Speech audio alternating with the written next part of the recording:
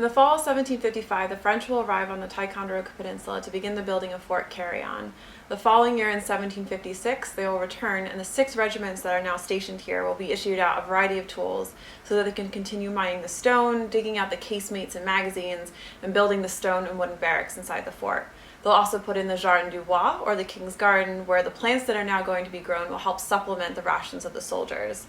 The following 2 decades will see the French, British, and American soldiers here use a variety of tools to add large earthworks and entrenchments. They'll continue to add buildings to the site, and they'll also use tools to build bateaux and a variety of different ships.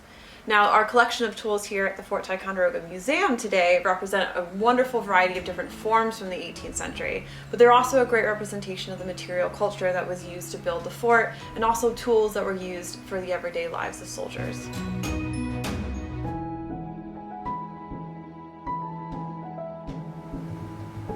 Welcome back to another episode of From the Ground Up. My name is Margaret Stouter. I'm the registrar and site archaeologist here at Fort Ticonderoga. And of course, for this episode, we are looking at tools. Now, there is a small selection of tools in front of me here. We actually have over 1,400 individual tools in our collection. And within that, we have a lot of different types of tools and a lot of different forms for each type of tool. So this video is going to serve just as an introduction of a few different types of tools that we have. And if you're interested in seeing photographs of these objects as well as the rest of the tools that we have, you can check out the Ticonderoga Online Collections database and see the records for the whole collection. Now, in 1755, the French arrive here to start building up Fort Carillon. They're going to be building the fortifications, the buildings, and they're going to bring a lot of tools with them that have been brought over from France. And that will include things like shovels and spades, billhooks, augers, different types of axes. And this is all going to then be given out to the regiment so that they can start building. Now, we have an amazing collection of larger tools, but we also have a lot of smaller tools. And those would have been used, both with construction for some of the larger buildings, but in 1777, for example, there's tools that are being given out to a company of artificers within the artillery, and these tools would have been used to build the cannon carriages. So then we have some smaller hand tools, carpentry tools that were being used. Now, before me here, I have this spade, and you'll note that this one looks a little bit different than the rest of the tools because this one was conserved. And this is used for digging out sod. It's very flat. It has these sharp angles on it, so not for hefting dirt or digging dirt like a shovel would be used for. This one has the nice handle socket still attached to it, and there's a hole where the nail would have gone through to attach it to its handle. And what's amazing about this spade, unlike a lot of our other objects, is that we have the handle that goes with it. So for the most part, the environment here, if you had wood that was left in the ground over hundreds of years, the wood's going to rot away. But this handle must have been left in an area that was wet or had some type of oxygen-less environment, an aerobic environment, where the handle was then preserved. Now, the top of the handle is missing, but we do get to see the wonderful joint that is here. So there would have been a T-bar that would have gone across, and that's where your hand would hold the handle. But then the end here would attach into the socket of the spade, and then again be attached with that nail.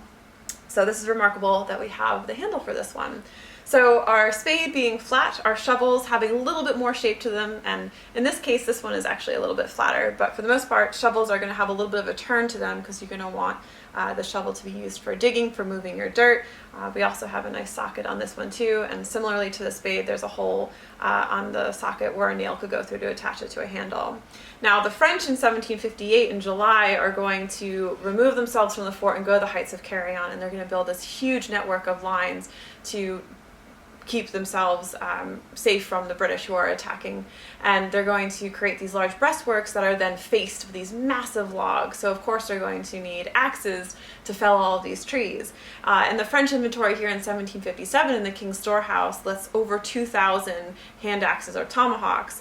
But they also would have had a lot of felling axes. And in case of the British as well, in 1759, there's a list of ordnances here, and they have over 100 felling axes when they make that list. But what's remarkable about this triangular eye-shaped axe is that it has initials on it. So whichever soldier had this one decided that he might have wanted to keep it instead of putting it back in stores, or it was personal, it was his personal object. So we have DB that is scratched into this axe head.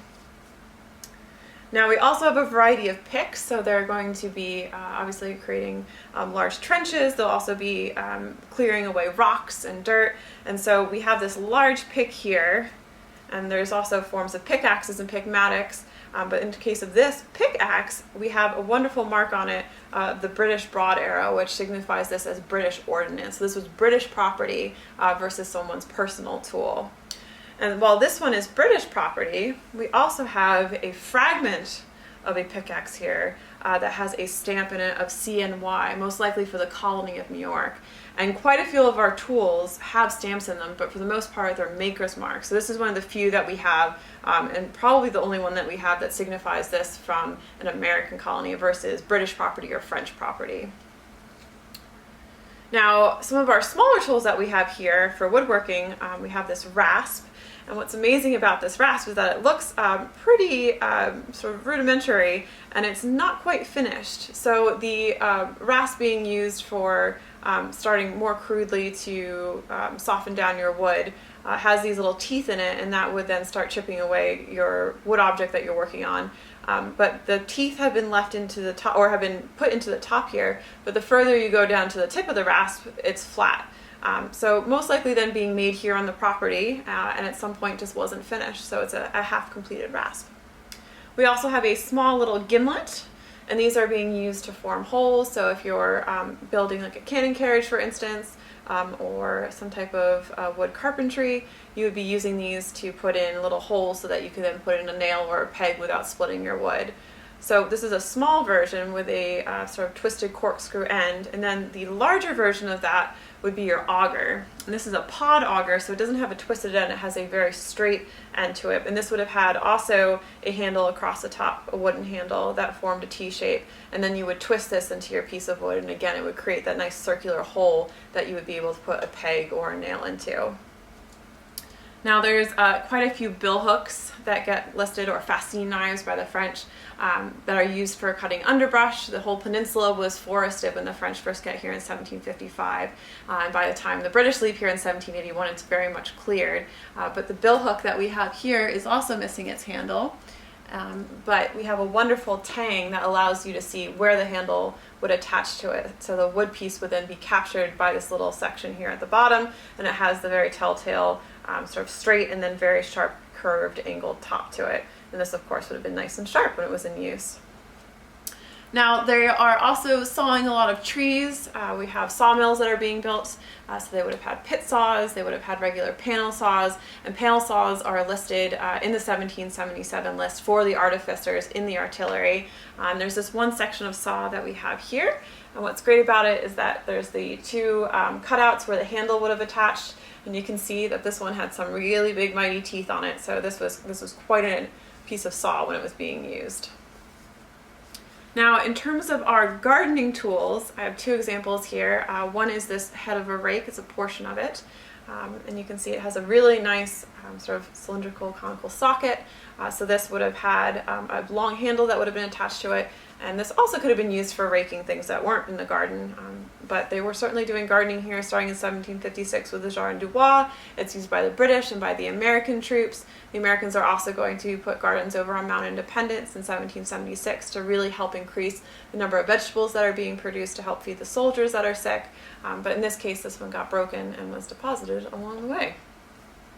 We also have hoes being listed, and this is a beautiful example of a hoe. This one's actually pretty flat. Some of the other ones we have different shapes to them, but this would have been used to work up the ground so that they could be planting different vegetables.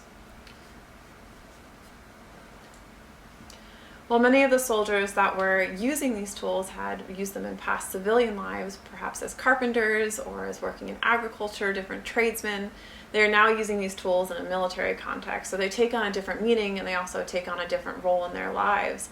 They're using them to obviously build the fortifications, the buildings that they're living in, but it also means that they are building structures that are going to keep them, their fellow soldiers, and the army safe, and hopefully win the war that they are fighting. To learn more about the programs that we have coming up, you can visit our website at www.fortticonderoga.org and check out our page for the Center for Digital History. And please, of course, follow us on social media where we post lots of different projects and programs that we are working on as well. Thank you so much for joining me, and I look forward to seeing you next time.